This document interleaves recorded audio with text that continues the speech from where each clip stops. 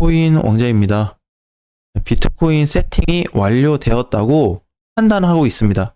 이 정도까지 올라갈 수 있는데 최근에 보면은 비트코인이 떨어졌다가 반등 나왔다가 밀렸다가 반등 나오고 있어요. 이걸 전형적으로 보면은 뭐 상승 하락이 뭐 왔다 갔다 한다, 그게 중요한 게 아니라 현재 어디에 갇혀 있다? 비트코인은 박스를 만들어주고 있습니다. 그래서 특별하게 넘어간 것도 없고요, 이탈이 된 것도 없습니다. 이탈되려고 하면 방어를 계속해서 잘 해주고 있고, 상단으로 뚫으려고 그러면은 맞고 밀리는 형태가 이루어지고 있어요. 여기서 중요한 거는 올라갈 수 있는 확률이 얼마나 되냐. 하락도 마찬가지. 이거는 이제 봤을 때 사실 이제 이거를 수치화해서 계산해 보면은 확률적이 올라가는 쪽으로 굉장히 높습니다.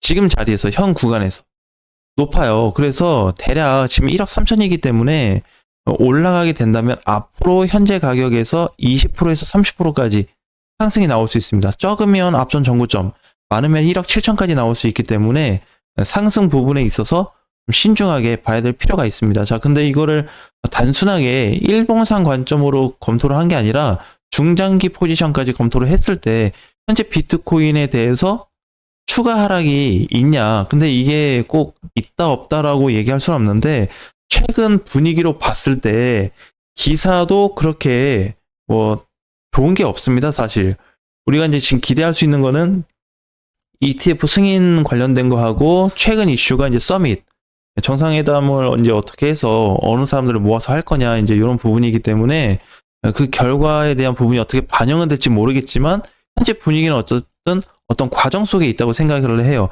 앞으로 이렇게 좀 꾸려가겠다. 근데 그 사이에 현재 위치에 있는 차트를 보니까 비트코인이 조정을 다 이미 받았더라. 그래서 고점 대비로 보면 비트가 적당하게 조정을 받은 게 아니고 상승 기준으로 놓고 봤을 때 저점까지 따지면은 3분의 2 지점까지 조정을 받았습니다.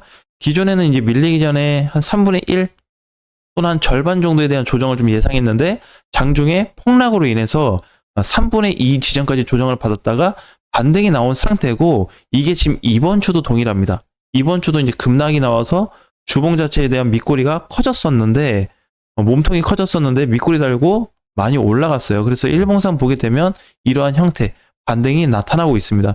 여기서 중요한 거는 비트코인이 반등 주기가 잡혔다는 거는 알트까지 영향을 받을 수 있습니다. 근데 여기서 이제 가장 대표적인 건 뭐냐면 비트코인은 어차피 영역이 뚜렷해요. 그러니까 무슨 얘기냐면 앞으로 20-30% 올라갈 수 있다고 했는데 그냥 많이 잡으면 그만 1억 7천 나오거든요. 적당히 보면은 앞전 정고점이나 1억 5천 후반 정도까지 반등이 나와요. 그러니까 여기를 1차로 보는 거랑 여기를 2차로 보는 거랑 이렇게 있습니다. 그러면 이제 비트코인에 대한 문제점은 자꾸 이제 그 작년 연말에도 마찬가지였지만 계속 지금까지 지속되고 있는 것 중에 하나가 상승 제한입니다. 이거는 정확하게 돌아가고 있어요. 우리가 이제 과거 21년도를 기억해 보면은 21년도의 차트가 이랬습니다. 8천만 원 찍어줬을 때 이렇게 해서 이제 시장이 밀렸단 말이에요. 왜 넘어갈 수도 있었는데 못 넘어갔을까? 그죠? 여기 라인도 결국에는 뭐다? 현재와 같은 상승 제한이 걸렸어요. 그래서 여기를 찍어주고 밀렸으니까 다시 이 정도 공간이 생겨서 올라간 것 뿐이지 크게 가진 못했어요. 그럼 지금도 마찬가지. 지금도 상승이 되었다가 이거에 대해서 눌렸다가 올라갈 자리가 저기 이만큼은 있는 거지 막 폭등으로 간다든지 이렇게 볼 수는 없습니다. 근데 우리가 이제 잘 봐야 되는 거는 비트코인이 그러면 뭐 올라갈 폭이 생각보다 그렇게 크지 않다라는 관점보다는 이 구간을 올라가 줄 때까지 나머지 코인들을 주시해서 보셔야 됩니다. 굉장히 중요합니다.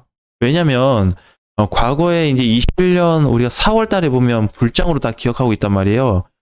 실질적으로 3월부터 4월까지 비트코인은 약세장이었습니다. 쉽게 이야기하면 박스권이었어요. 지금 같은 시장이었거든요. 근데 여기에서 요거 올려줄 동안에 알트코인들이 폭등이 나왔던 겁니다. 굉장히 이제 중요한 자리였고, 비트코인 입장에서는 뭐 거의 꼭대기에서 살짝 움직여준 공간이었는데 이게 알트코인들한테는 어마어마한 위치로 잡혔다는 겁니다. 그래서 이게 지금 동일하게 한번 나타나지 않을까.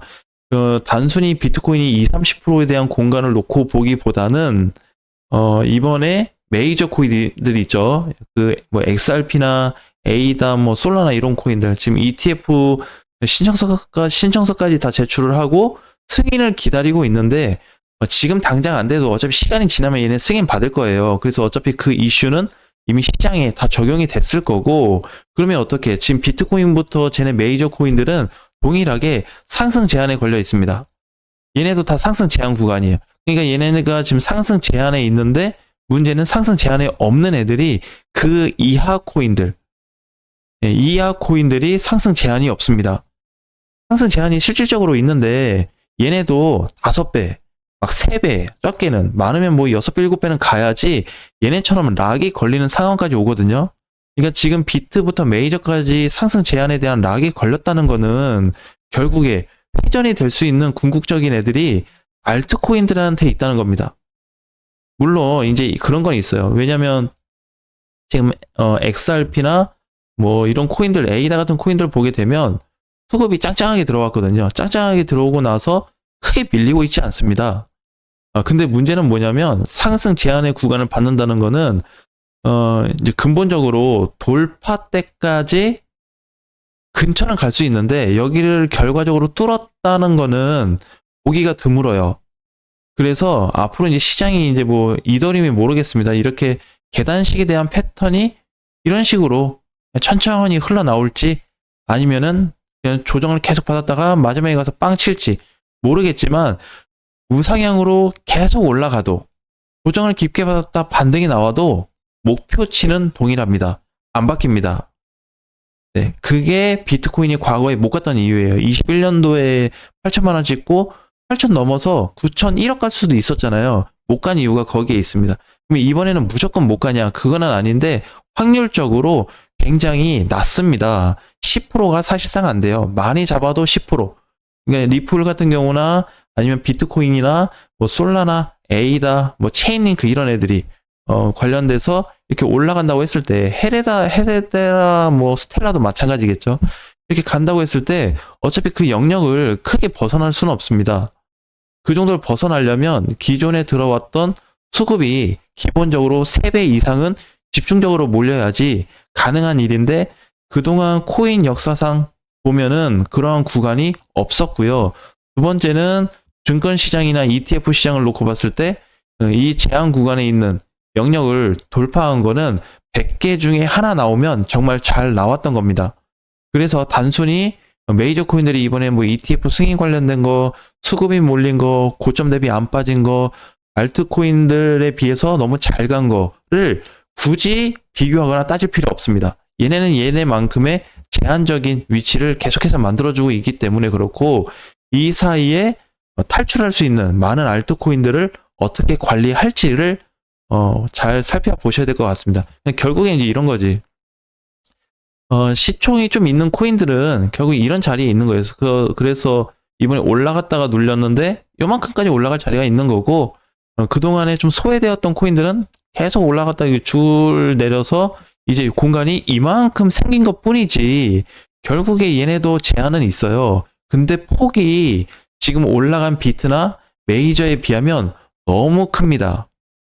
네, 저기까지 이제 닿을 줄지 모르겠지만 그래서 이 부분에 좀 확인을 해야 될 것 같고 어차피 ETF 코인들은 얘네 말고도 많이 늘어날 거예요. 앞으로 뭐 체인링크가 될 수도 있고 기존에 이제 좀 애매했었던 코인들 있죠. 시가총액이 한 5조에서 10조 되는 사이 되는 애들 최근에 나왔던 거는 또 그 앱톱스도 시총이 5조짜리인데 걔도 ETF 신청서를 냈습니다. 제출했어요. 승인만 받으면 돼.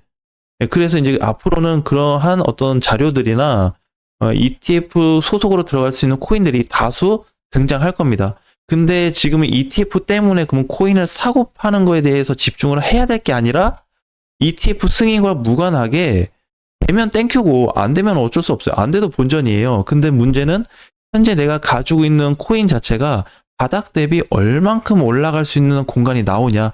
리플 좋아요. 도치 좋아요. 솔라나 좋아요. 근데 이제 뭐가 문제냐면 얘네에 대한 장점은 조금 상품성이 이제 좋아지기 때문에 수급이 많이 몰린다는 겁니다. 그래서 20, 30% 올라갈 수 있는 범위인데도 불구하고 물량을 크게 실을 수 있고, 왜? 물량이 부족하지가 않아요. 사고 팔 때 문제가 없다는 거예요. 물량이 적은 알트코인들은 이제 그 물량을 다 담을 수 있는지 없는지에 대한 문제가 좀 있어요. 예를 들어서 100만 원이 있는데 이 100만 원을 가지고 나만 사는 게 아니라 다른 사람들도 사니까 이 작은 코인들을 매집을 해서 위에 갖다 팔 수 있냐.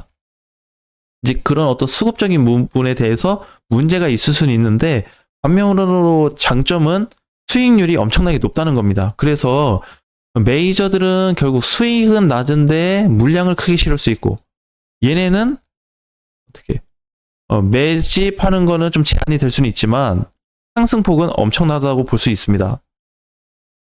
그러니까 이제 메이저하고 알트코인들의 차이예요.